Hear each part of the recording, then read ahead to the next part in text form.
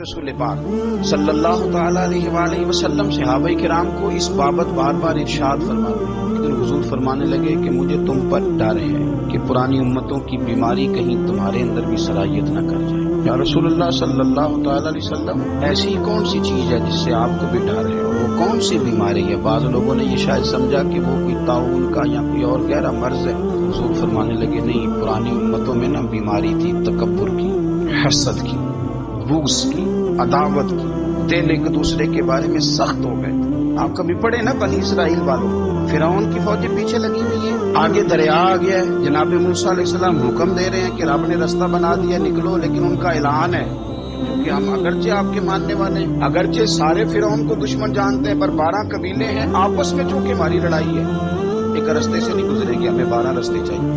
شدید پیاس لگی ہے اور ان سے کہا گیا کہ ڈنڈا ماریں گے جناب موسیٰ علیہ السلام پتھر پہ، اللہ وہاں سے چشمے نکالے گا، پی لو۔ انہوں نے کہا ایک نہیں پیئیں گے، 12 قبیلے چونکہ ہمارا اختلاف ہے ایک سے پانی نہیں پی سکتے، ہمیں 12 الگ الگ تھے۔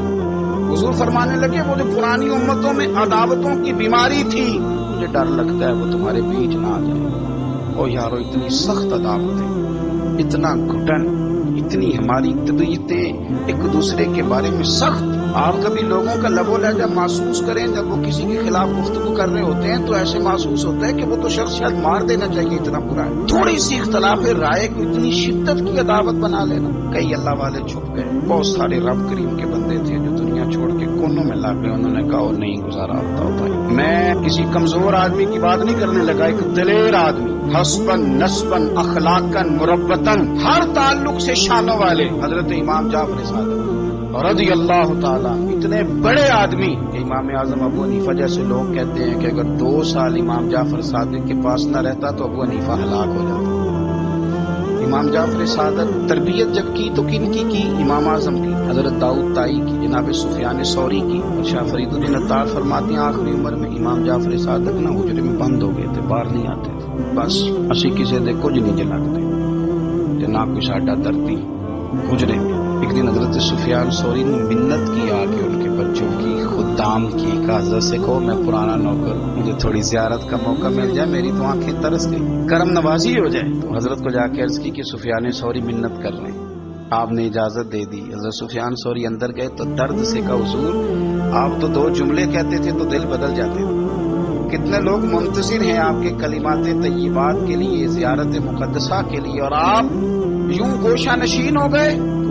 جگر گوش رسول، نواز رسول، امام جعفر صادق آنکھوں میں آنسو آ گئے، کہنے لگے سفیان تمہیں کیا بتاؤں، لوگوں کے لفظوں میں بڑا پیار ہے پر دلوں میں وفا کوئی، اور بے قدراں کچھ قدر دی کیتی خوب تسلی ہو، یہ دنیا دار پجاری زردے کتیاں دے گل ٹلی قدر نہیں۔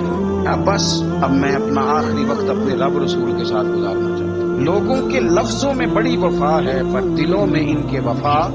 امام جعفر صادق جیسے لوگ چھپ گئے۔ ہم اپنے رویوں سے اگر ان چیزوں کو نکالیں گے، دلوں کو صاف کریں گے، تو بڑے بڑے قیمتی وجود ہیں جن سے ہمارا رشتہ قائم رہے گا۔ لیکن اگر حسد کی، عداوت کی، بغض کی یہ بھٹیاں جس طرح تپ رہی ہیں آج معاشرے میں، یہ تپتی نہیں، بڑے بڑے لوگ ہیں جو منظر سے ہٹ جاتے ہیں، مقابلہ نہیں کر پاتے لوگوں کی عداوتوں کا۔